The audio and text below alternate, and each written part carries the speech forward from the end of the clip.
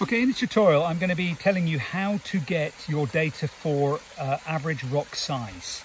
Now, first thing you're going to need is a large sample of rocks. You don't want to just pull one rock out of the river and that to be the average rock size, because that rock may be unrepresentative of the rocks in the river channel. So what's important is you get a big sample. In this case, I would suggest a sample of 10 is a decent sample. Another thing you're going to want to do is ensure that your rocks don't just come from one location across the river channel, but they actually come all of the way across from both sides. So we want to get a reasonable selection of rocks across our river channel. How do you get this data and ensure it is unbiased? Well, the first thing is you want to get one rock from each location evenly spread across the river channel. So the first thing to do is to measure the width and then divide it by 11, and then that will give you 10 equally spaced distances across the river. So whatever your result, in this case, if it was 66 meters and 10 centimeters, we divided by that by 11, we should get roughly every sort of 60 centimeters. So every 60 centimeters from one riverbank across to the other, we are going to select a rock. That's going to ensure that we get a representative sample of rocks across our river channel.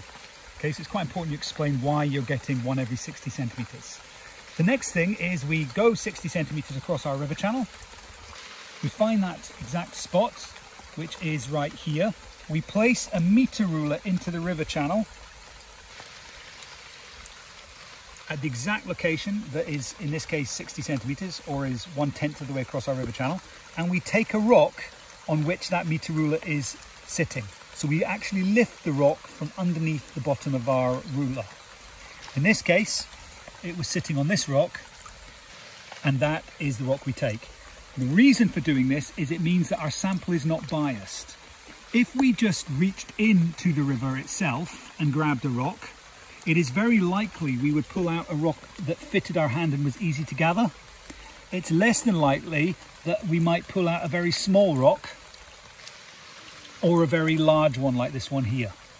But what's important is the rock we select is not based on our eye or what our hand can fit around, but it's based on what the ruler is sitting on top of. What we then do is we repeat that process another 60 centimeters along. We put our ruler in, sit it down on the bottom of the river channel and take the rock from underneath. Once we have those 10 rocks, we line them up on the riverbank. We get them our ruler and we simply measure the distance of the long axis. Now, the long axis of a rock is the longest length that you can find on the rock, which is the one I'm showing here.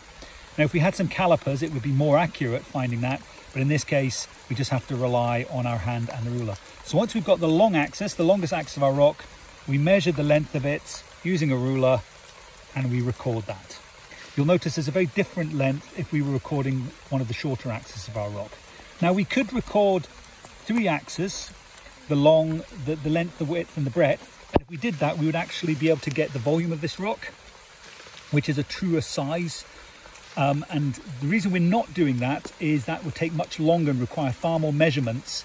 And because time is a critical element in field study and data gathering, we're just going to record one axis of the rock. But our data, we have to accept, will not be as accurate as if we recorded the length, the width and the breadth.